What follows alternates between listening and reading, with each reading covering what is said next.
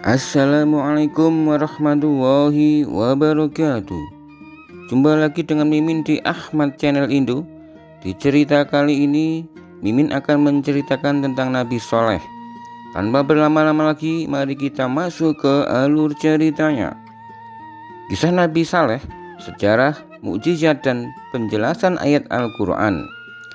Kisah Nabi Saleh, apakah kalian mengetahui sesungguhnya ada beberapa jumlah Nabi dan Rasul?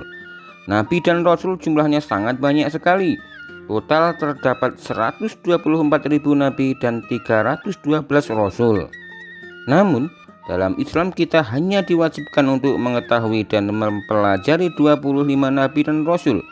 Lalu, apakah perbedaan antara Nabi dan Rasul? Secara bahasa, Nabi diartikan sebagai hamba Allah Subhanahu wa Ta'ala yang menerima wahyu melalui malaikat Jibril untuk dirinya sendiri. Nabi merupakan manusia biasa seperti kita. Hanya saja Nabi diberikan kelebihan dan amanah untuk mengingatkan orang di sekitarnya dan keturunannya agar memiliki perilaku baik dan menyembah Allah Subhanahu wa Ta'ala. Nabi berasal dari istilah kata naba yang memiliki pengertian dari tempat yang tinggi, sedangkan Rasul adalah hamba Allah Subhanahu wa Ta'ala yang menerima wahyu dari Allah Subhanahu wa Ta'ala melalui malaikat Jibril untuk dirinya sendiri dan umatnya. Semua Rasul adalah merupakan nabi, tetapi tidak semua nabi adalah Rasul. Nah, apakah penjelasan mengenai perbedaan antara nabi dan Rasul cukup mudah untuk dipahami? Tentu mudah, bukan? Nah, bagi kalian yang ingin mengetahui lebih dalam tentang Nabi dan Rasul, berikut akan diulas mengenai salah satu dari 25 Nabi yang wajib untuk diketahui bagi umat muslim, yaitu Nabi Saleh alaihissalam.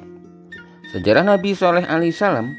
Nabi Saleh alaihissalam, keselamatan atasnya merupakan salah satu dari 25 Nabi utusan Allah Subhanahu wa Ta'ala yang menerima wahyu untuk dirinya sendiri. Nabi Soleh alaihissalam merupakan nabi kelima yang diutus untuk menyebarkan ajaran menyembah Allah Subhanahu wa Ta'ala setelah kehancuran kaum Ad yang hidup di zaman Nabi Hud alaihissalam. Beberapa ulama meriwayatkan jika Nabi Soleh alaihissalam memiliki seorang ayahanda bernama Ubaid. Nabi Saleh alaihissalam diangkat oleh Allah Subhanahu wa Ta'ala sebagai seorang nabi pada tahun 2100 sebelum Masehi. Apabila diurutkan, maka silsilah dari Nabi Saleh alaihissalam yaitu Saleh bin Abid bin Masih bin Ubaid bin Hadir bin Samud bin Atsir bin Aram atau Iram bin Sam atau Sam bin Nuh. Jadi dapat disimpulkan jika Nabi Soleh alaihissalam masih memiliki darah keturunan Nabi dari Nabi Nuh alaihissalam. Nabi Soleh alaihissalam berasal dari bahasa Arab, tepatnya suku Samud, diriwayatkan dari Abu Dzar. Nabi-nabi lain yang berasal dari bangsa Arab selain Nabi Soleh alaihissalam adalah Nabi Syuaib alaihissalam, Nabi Hud alaihissalam, dan Nabi Muhammad sallallahu alaihi wasallam. Nabi Soleh alaihissalam adalah nabi yang diutus setelah Nabi Hud alaihissalam dan sebelum Nabi Ibrahim alaihissalam. Semasa hidupnya, Nabi Soleh alaihissalam menetap di daerah Arab Utara, tepatnya di Al-Hijri. Selama di Al-Hijri, nama Saleh alaihissalam merupakan salah satu orang yang sangat dihormati dan dijunjung tinggi oleh penduduk Al-Hijri, yaitu kaum Samud. Kaum Samud sangat pandai dalam hal memahat batu, terutama batu-batu pegunungan. Hal tersebut dikarenakan daerah Hadramaut yang merupakan tempat tinggal kaum Samud adalah pegunungan, sesuai dengan firman Allah Subhanahu wa Ta'ala dalam Al-Quran surat Al-Fajr ayat 9. Dan terhadap kaum Samud yang memotong batu-batu besar di lembah, Quran surat Al-Fajr ayat 9. Perjalanan dakwah Nabi Saleh. Kaum Samud yang menjadi target dakwah dari Nabi Saleh alaihissalam adalah kaum yang menyambung hidup mereka melalui bercocok tanam, arsitektur, dan beternak.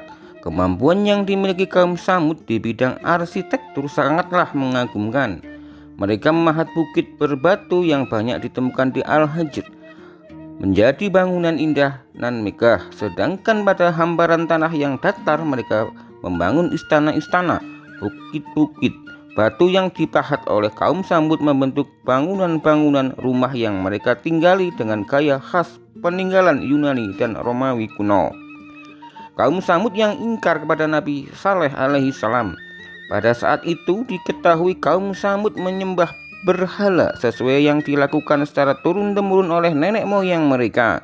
Awalnya kaum Samud sangat menghormati Nabi Saleh alaihi salam karena mereka menaruh harapan pada beliau untuk meneruskan tradisi kaum Samud, yaitu menyembah berhala. Namun ketika Nabi Saleh alaihi salam mulai menyampaikan ajakan untuk menyembah Allah Subhanahu wa taala dan bertakwa kepadanya, maka kaum Samud menjadi kecewa dan murka. Mereka mulai memusuhi Nabi Saleh alaihi salam karena beliau meminta untuk meninggalkan sesembahan berhala yang sudah menjadi bagian dari tradisi mereka secara turun-temurun. Selain memiliki kebiasaan menyembah berhala, tabiat lainnya yang dimiliki oleh kaum Samud adalah angkuh dan sombong. Mereka seringkali meremehkan dan memandang rendah kaum yang lain. Bukan dalam kesehariannya, mereka selalu berbuat maksiat seperti berzina dan mabuk-mabukan. Gaya hidup kaum Samud tersebut telah menyimpang jauh dari ajaran Allah Subhanahu wa taala. Oleh karena alasan tersebutlah Allah Subhanahu wa taala mengangkat Saleh menjadi nabi dan ditugaskan untuk berdakwah kepada kaum Samud, seperti yang difirmankan oleh Allah Subhanahu wa taala dalam Al-Qur'an surat Al-A'raf ayat 73. Dan kepada kaum Samud kami utus saudara mereka Saleh. Dia berkata, "Wahai kaumku, sembahlah Allah, tidak ada Tuhan sembahan bagimu selain Dia. Sesungguhnya telah datang kepadamu bukti yang nyata dari Tuhanmu ini, seekor unta betina dari Allah sebagai tanda untukmu. Biarkanlah ia makan di bumi Allah, janganlah disakiti, nanti akibatnya kamu akan mendapatkan siksaan yang pedih." Quran surat Al-A'raf ayat 73. Ketika Nabi Saleh alaihi salam mulai menyeru kepada kaum Samud tentang ajaran tauhid untuk menyembah Allah Subhanahu wa taala semata, maka kaum Samud terbelah menjadi dua kelompok yang saling bertentangan. Kelompok pertama yaitu yang mengikuti Nabi Saleh alaihi salam dipimpin oleh Junda bin Amru bin Mahlab bin Lubaid bin Jawas. Junda bin Amru adalah salah satu tokoh pemuka di kaum Samud. Sedangkan kelompok yang menentang Nabi Saleh alaihi salam dipimpin oleh Zu'ab bin Amru bin Lubaid al-Habbab dan Rabab bin Sa'ir bin Julmas. Zu'ab dan Rabab bahkan menghalang-halangi ketika Nabi Saleh alaihi salam hendak mengajak sepupunya yaitu Junda bin Syi'ab untuk mengikuti ajarannya. Kelompok menentang yang diketahui oleh Zu'ab dan Rabab berpendapat bahwa Nabi Saleh alaihi salam terkena sihir. Mereka tidak terima dengan ajaran yang dibawa oleh Nabi Saleh alaihi salam. Selain itu, Nabi Saleh alaihi salam juga dianggap sebagai penipu karena mereka tidak percaya apabila utusan Allah Subhanahu wa taala adalah manusia biasa sama seperti mereka, sehingga mereka menuntut mukjizat sebagai bukti kerasulannya. Mukjizat Nabi Saleh unta betina yang keluar dari batu sebagai salah satu mukjizat Nabi Saleh alaihi salam. Dijelaskan oleh para mufassir bahwa sebagai bukti kerasulan Nabi Saleh alaihi salam, kaum Samud menantang beliau untuk dapat mengeluarkan seekor unta betina yang sedang hamil 10 bulan dari sebuah batu besar yang ditunjuk oleh mereka. Nabi Saleh alaihi salam pun menyanggupi permintaan kaum Samud tersebut dan mulai berdoa kepada Allah Subhanahu wa taala. Kemudian dengan kuasa Allah Subhanahu wa taala dari permukaan batu yang dipukul oleh tangan Nabi Saleh alaihi salam, keluarlah unta betina dengan ciri-ciri sama persis seperti yang disebutkan oleh kaum Samud. Unta tersebut dikenal dengan sebutan unta betina Allah. Maka terperanjatlah mereka. Kejadian mukjizat tersebut membuat sebagian dari kaum Samud yang menyaksikannya menjadi pengikut Nabi Saleh alaihi salam. Namun ada pula yang masih pada pendiriannya untuk menentang Nabi Saleh alaihi salam. Maka bersabdalah Nabi Saleh alaihi salam, Hai kaumku, inilah unta betina dari Allah sebagai mukjizat yang menunjukkan kebenaran untukmu. Sebab itu biarlah dia makan di bumi Allah, dan janganlah kamu mengganggunya dengan gangguan apapun yang akan menyebabkan kamu ditimpa azab dekat.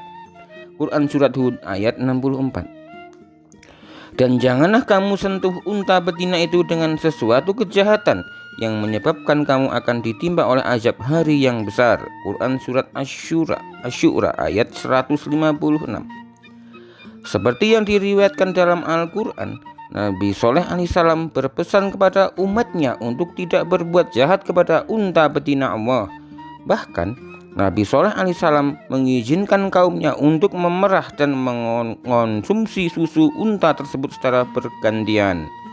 Namun hal tersebut tidak serta-merta membuat mereka bersyukur dan berterima kasih. Para penentang Nabi Shaleh alaihissalam bahkan tidak suka akan kehadiran unta tersebut karena dianggap meminum banyak air di sumber mata air milik mereka. Terbunuhnya unta betina Allah. Para kaum Samud yang menentang Nabi Shaleh alaihissalam merasa kesal karena banyak ternak mereka yang kekurangan air. Mereka menganggap kehadiran unta betina hanya menambah beban mereka karena menghabiskan jatah air di sumber mata air. Mereka pun segera memikirkan rencana jahat untuk membunuh unta betina tersebut.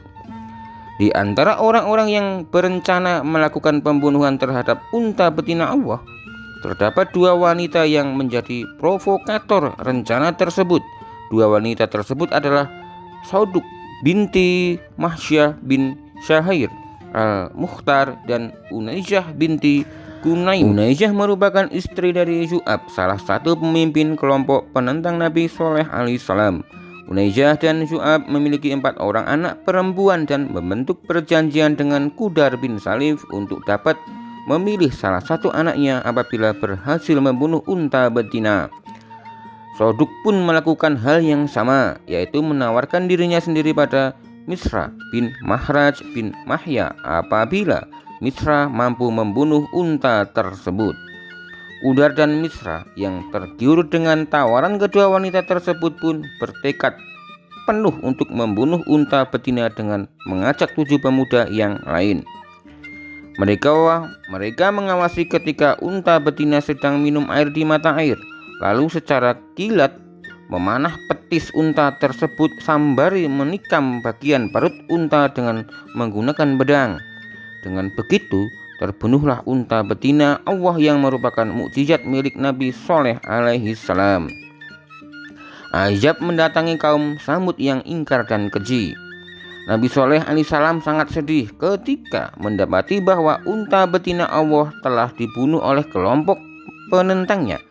Nabi Shaleh alaihissalam pun segera mengingatkan para pembunuh unta agar segera bertaubat atau azab pedih akan datang. Namun mereka justru meremehkan peringatan dari Nabi Shaleh alaihissalam, bahkan menantang agar azab segera diturunkan. Maka Nabi Shaleh alaihissalam pun berpesan kepada mereka untuk bersukaria selama 3 hari sebelum datangnya azab, seperti yang diriwayatkan dalam Al-Quran Surat Hud ayat 65. Maka mereka menyembelih unta itu. Kemudian dia Saleh berkata, "Bersukarialah kamu semua di rumahmu selama 3 hari. Itu adalah janji yang tidak dapat didustakan." Quran Surat Hud ayat 65. Perbuatan mereka membunuh unta tersebut adalah suatu pelanggaran terhadap larangan Nabi Shaleh alaihissalam. Oleh sebab itu Allah SWT menjatuhkan kepada mereka hukuman, yaitu membatasi hidup mereka hanya dalam tempo 3 hari. Maka sebagai ejekan mereka disuruh bersukaria selama 3 hari itu. Pada hari pertama sebelum datangnya azab yang menewaskan pembunuh unta dan para kaum Samud yang ingkar, wajah mereka berubah warna menjadi kuning. Pada hari kedua wajah mereka menjadi merah, dan pada hari ketiga wajah mereka menjadi berwarna hitam. Diriwayatkan oleh Ibnu Katsir, pada hari keempat setelah matahari terbit maka datanglah azab Allah Subhanahu wa Ta'ala yang dahsyat kepada kaum Samud yang ingkar. Azab yang diterima oleh mereka adalah terdengarnya suara keras dari langit dan terjadilah gempa bumi yang dahsyat sekali. Para pembunuh unta dan kelompok penentang Nabi Shaleh alaihissalam pun mati bergelimpangan di rumah mereka masing-masing.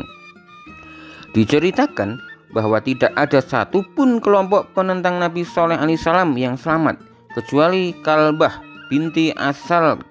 Kalbah adalah seorang budak perempuan yang pada saat azab terjadi melarikan diri ke arah perkampungan Arab, lalu menceritakan kejadian azab tersebut kepada penduduk di sana.